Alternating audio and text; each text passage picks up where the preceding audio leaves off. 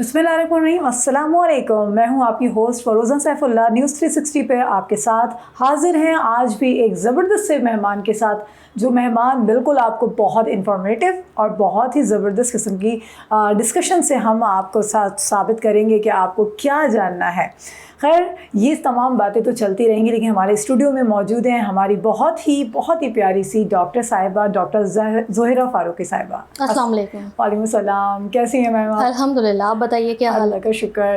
Doctor साहिबा यहाँ पर बहुत बड़े हॉस्पिटल में, ज़ियाउद्दीन हॉस्पिटल में, यहाँ पर एक बहुत ही अच्छे कहना चाहिए कि असिस्टेंट मैनेजर और ऑफ डॉक्टर्स की ये हेड हैं और तमाम चीज़ों को वहाँ पर लुक आफ्टर कर रही होती हैं। फिजियोथेरेपिस्ट हैं, एक मेन जो किरदार अदा कर रही हैं और बहुत लोगों को लीच कर रही हैं। तो आज ये हमें भी लीच करेंगी, हमारे प्रोग्राम में भी बहुत सारी बातें करेंगी और हमारे प्रोग्राम में चार चांद लगाएंगी। डॉक्टर साहिबा, बिल्कुल मुझे बहुत खुशी हो रही है आपको यहाँ महसूस कर रही हूँ कि फीलिंग आ रही है कि आपसे वो बहुत सारे क्वेश्चन कर लूँ जो मेरे पास मौजूद हैं। जी, बिल्कुल, मैं आपके साथ मौजूद हूँ। जो भी आपके क्वेश्चन है बिल्कुल कीजिए।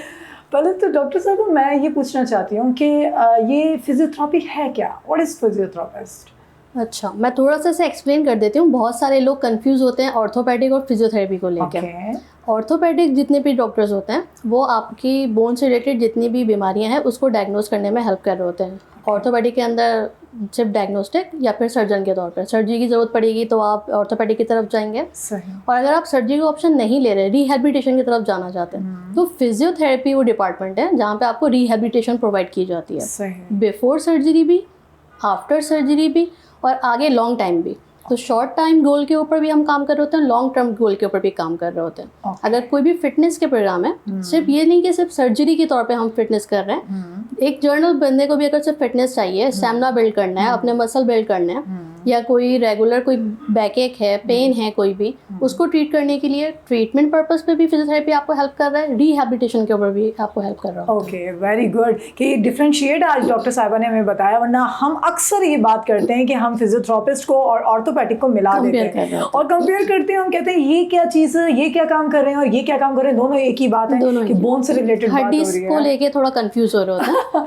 अच्छा डॉक्टर साहब, एक बात जो आपसे मैं ज़रूर पूछना चाहूँगी कि आजकल के जो हमारा इन्वायरमेंट है उसमें ज़्यादातर लोग इस बात की शिकायत करते हैं कि हमें धूप नहीं मिलती, हम बाहर नहीं निकलते। ख़ासकर फीमेल्स के साथ ये बड़ा इशू है कि वो हड्डियों का प्रॉब्लम आ रहा है उनके साथ, तो कि उनको क्या करना चाहिए?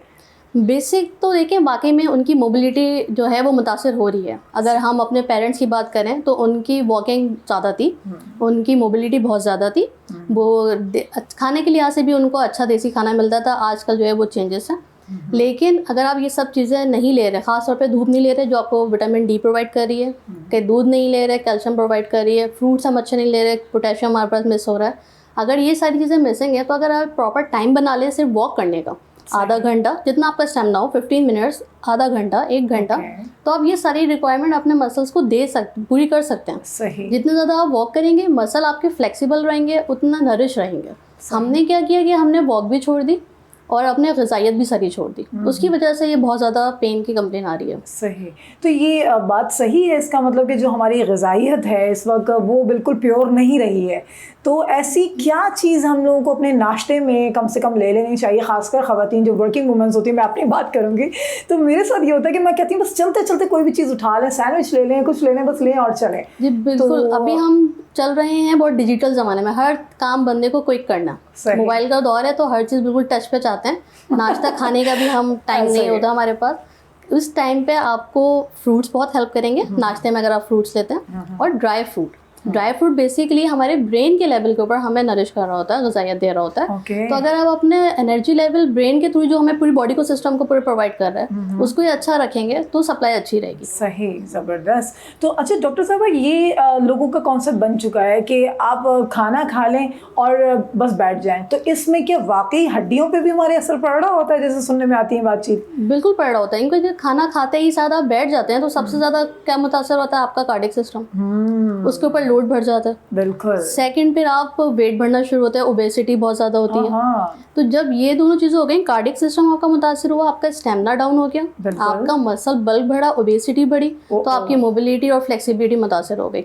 जितना हम चलते हैं उतना बोन को ग़िज़ा मिलती है, जितना हम सिर्फ सिटिंग पे रहेंगे, बैठे रहेंगे, वर्किंग नहीं है हमारी, उतना बोन वीक होती चली जाती है। आपने नोट किया होगा कि बहुत सारे इस इर्द गिर्द सबके नज़र आते हैं फैमिली में, किसी को कोई खुदा न खास्ता फ्रैक्चर हो गया या चोट लग गई, हाथ आपने बांध के रखा हुआ है 4 हफ्ता 6 हफ्ता, वो हील होने के बाद हम हाथ खोलते हैं, हमारे हाथ में वो ताकत नहीं रहती। तो जितना हम यूज़ नहीं कर रहे उतनी ताकत हम खोते चले जा रहे हैं। तो मोबिलिटी जो है वो बहुत ज़रूरी है। बहुत ज़बरदस्त पॉइंट आपने रेस किया है डॉक्टर साहिबा। मैं इस बात को बिल्कुल आपसे लेके एक बात पूछना चाहती हूँ कि जो जनरेशन हमारी आ रही है, इसमें फुल टाइम हर बंदे की हैबिट ये है कि वो मोबाइल यूज़ कर रहा होता है। इवन वो हर जगह बैठा हुआ है, बस वो सर भी झुका हुआ है और उसके हाथ भी पकड़े हुए हैं, उसने मोबाइल पकड़ा हुआ है। हम भी कोई एंजल्स नहीं, हम भी इसी दौर के लोग हैं। तो क्या कहना चाहेंगी कि क्या हम पोस्चर क्रिएट करेंगे देखते हुए जो हम बिल्कुल नॉर्मल रहें?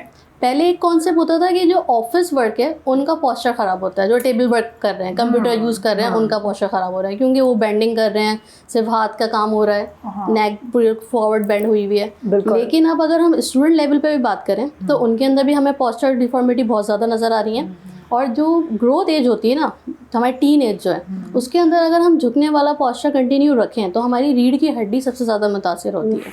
रीढ़ की हड्डी जो है उसके अंदर कर्व बनना शुरू हो जाता है और वो हमारी हाइट भी मुतासर करता है। अगर हम आसान लफ्ज़ों में कहें कुप बन जाना, जी, तो वो इस पोस्चर की वजह से बन रहा होता है। हम बच्चों को हैवी बैग्स हमने दे दिए, बैग स्कूल के बैग्स जो हैं वो इतने ज़्यादा वेट के साथ हैं, एक हाथ पे हम कैरी कर रहे होते हैं तो एक तरफ हमारा वेट शिफ्ट हो रहा होता है। ये सारे पोस्चर की वजह से डिफॉर्मिटीज़ बहुत ज़्यादा हो रही होती हैं। पहले से हम कह रहे थे कि एज रिलेटेड होगा या ऑफिस रिलेटेड होगा, लेकिन अब बच्चे के अंदर भी आपको मिलेगा, यंग के अंदर भी मिलेगा, बूढ़े के अंदर मिलेगा।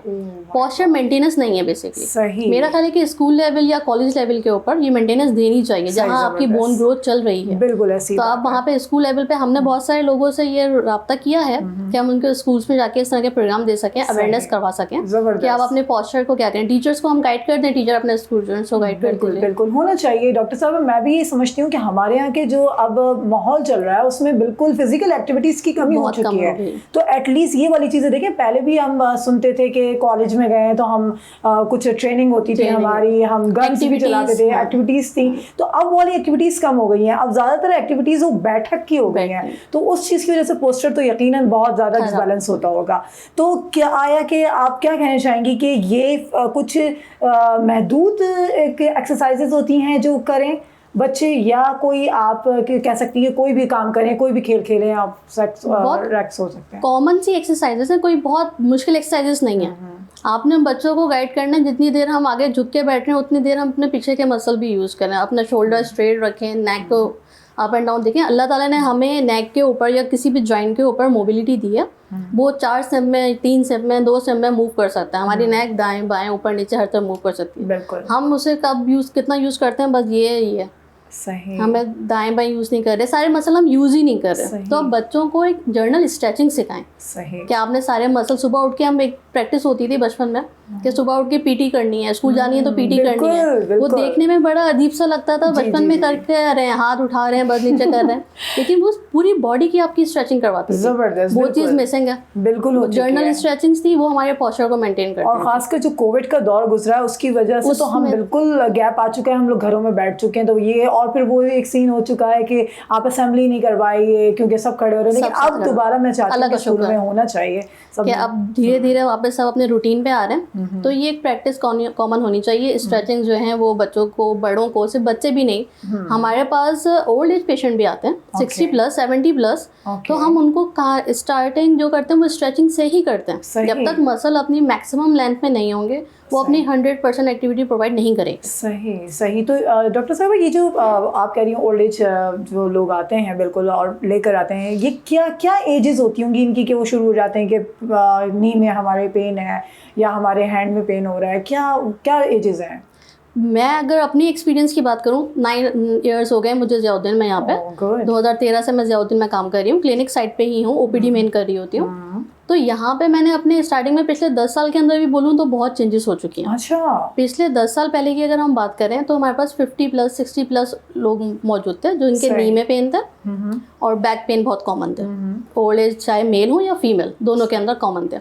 लेकिन अब अगर मैं कोविड के टाइम से पिछले 3 साल की बात करूं तो upper back pain, neck pain और वो जो पेन गर्दन के साथ पूरा रेडिएट करता हुआ आपके हाथों में आए, आपकी ग्रिपिंग पावर पे इफेक्ट करे, ये सारे यंग बच्चों के अंदर बहुत ज़्यादा हो रहा है। Oh my God. खास तौर पे 9-10 के जो बच्चे हैं जिनको हम बहुत ज़्यादा बर्डन कर रहे होते हैं, पढ़ाई करनी है अपने, उनका एक ही पॉस्चर है बेंडिंग के साथ, उनके अंदर बहुत कॉमन है। एक ये 9 से लेके 12 तक की एज के बच्चों के अंदर बहुत ज़्यादा कॉमन है, या फिर लेट 30s के अंदर भी हमें ये बहुत कॉमन मिल रहा है। वो शायद वर्किंग आपका एज ऐसी है, आप चाहते हैं मैक्सिमम मैं काम कर सकूं, तो मैक्सिमम काम के चक्कर में आप अपने पॉस्चर मसल्स की जो है वो बिल्कुल ख्याल नहीं रख पा रहे। बिल्कुल डॉक्टर साहब आप बात बिल्कुल सही कह रही हैं। मैं जहाँ भी जाती हूँ सोसाइटी में मूव करती हूँ, वहाँ डिस्कशन होती है तो हर दूसरा बंदा कहता है कि हम जो है फिजियोथेरेपिस्ट के पास जा रहे हैं, मेरी ट्रेनिंग चल रही है, अभी ये हो रहा है। तो ये चीज़ें जो इतनी ज़्यादा बढ़ रही हैं तो क्या रिकमेंड करेंगी आप, क्या ऐसा अपनी जो हमारी डेली लाइफ है उसमें हम शामिल कर लें, एज अ वो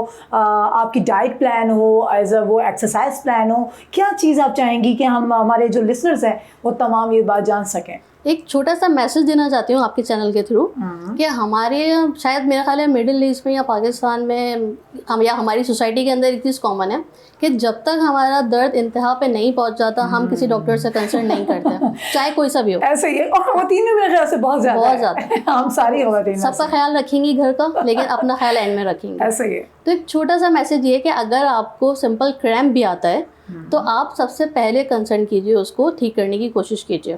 सिंपल जो हमारे से क्रैम्प है, आम जबान में कहते हैं चुक आ गई, कमर में चुक आ गई, बल पड़ गया बटों में, इसका सिंपल सा इलाज है, जैसे आपका कोई बल पड़ा या चुक आई है, आइसिंग कर लीजिए उसके ऊपर, कूलेंट उस पर इफेक्ट दीजिए 10-15 मिनट, वो उसी वक्त काम डाउन हो जाएगा, रिलैक्स हो जाएगा। हम क्या करते हैं उसके ऊपर मजीद लोड बढ़ाते जाते हैं, तो वो जब डैमेज की तरफ पहुंच जाता है फिर हम कंसर्न कर रहे होते हैं कि हम किसी सर्जन को दिखा लें, ऑर्थोपेडिक को दिखा लें, थेरेपी करवा लें। पहलवानों के पास भी तो चले जाते हैं। पहलवानों के पास हर बंदा देखिए अपने अपने तौर पे शिफा दे रहा है, कोशिश कर रहा है, अल्लाह ताला ने हर किसी के हाथ में शिफा रखी है, लेकिन हम तब भी उनके बाद भी एंड पे जाते हैं। सही। तो छोटा सा मैसेज ये है कि कुछ भी दर्द होता है तो आप कंसर्न डिपार्टमेंट से फौरन रब्ता कीजिए। बिल्कुल बिल्कुल। और हमारी जो डॉक्टर साहिबा हैं वो ये सब चीज़ें देख रही होती हैं और बहुत अच्छे तरीके से इसको मैनेज कर रही होती हैं। तो और मैं समझती हूँ डॉक्टर साहिबा, अगर हम अपनी ग़िज़ा में अंडा, जो लोग बहुत सारे कह रहे हैं कि अब मुर्गियाँ बेकार हो चुकी हैं या पोल्ट्री फार्म में इंजेक्शंस लग रहे हैं, तो क्या हमारे लिए अंडा बेकार हो गया है? देखिए हमारे पास ये प्रैक्टिस है, अपने उस पर क्लिनिकल साइड पे बात करूँगी कि चीज़ ना होने से होना बेहतर है। अच्छा, ओके, गुड। तो अगर आपको जिस भी फॉर्म में एनर्जी मिल रही है, प्रोटीन, फैट, कुछ तो लीजिए। अगर आप अंडा नहीं ले रहे तो फिर आप क्या ले रहे हैं? सही। दूध नहीं ले रहे तो आप क्या ले रहे हैं? सही। तो हर चीज को अगर छोड़ देंगे तो वो भी गलत हो जाएगा। तो कुछ तो लें। आप एक्सरसाइज नहीं कर रहे, एक्टिविटी आपकी कोई नहीं है, फिजिकल मोबिलिटी आपकी कोई भी नहीं है, ग़िज़ा भी नहीं है, तो फिर इसमें ब्लेम गेम नहीं हो सकता। सही, अपना ख्याल करना पड़ेगा। बिल्कुल बिल्कुल। डॉक्टर साहिबा से हमने बातचीत की और doctor Zahira Farooqui, thank you so much आपके आने का, और बहुत अच्छा लगा, बहुत फ्रूटफुल हमने बातें की हैं। मुझे यकीन है मेरे लिसनर्स भी इससे बहुत ज़्यादा फ़ायदामंद इसको साबित कर देंगे अपने ऊपर अप्लाई करके। तो इंशाल्लाह आपको हो सकता है हम दोबारा से इस बात के लिए लेकर आएँ, लेकिन अभी तक के लिए हमारे पास न्यूज़ 633 से इजाज़त चाहते हैं और इंशाल्लाह दोबारा मुलाकात होगी बहुत अच्छे से माहौल में, बहुत अच्छे से टॉपिक और बहुत अच्छे से गेस्ट के साथ। हमें इजाज़त दीजिएगा। अल्लाह हाफ़िज़। बहुत बहुत शुक्रिया। अल्लाह हाफ़िज़।